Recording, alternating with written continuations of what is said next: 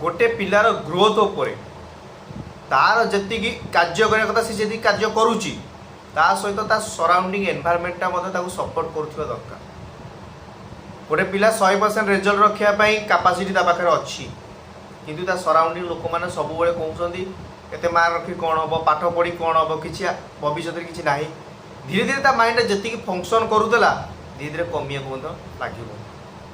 आउ गोटे एग्जांपल नवा जदि गोटे पिला कम परिश्रम करुच्ची किंतु सराउंडिंग लोक कहते सब पाठ पढ़ आगू जीवु यहाँ कले भल से कले माइंड स्ट्राइक कर आगू जावाई आहरी परिश्रम बढ़ेब।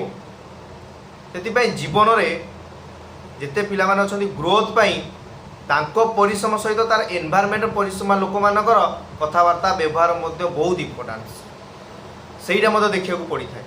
आम खाली पिला को कहे कौन ना पाठ पढ़ आगू जीवु किंतु सराउंडिंग कौ टाइप फंक्शन करमको देखा पड़े कौदिना जो बड़े परिवार गोटे पिला आसी से टाइप बिहेवियर करमती गोटे पिलार एनवायरनमेंट जो टाइप थब से टाइप ही फंक्शन कर।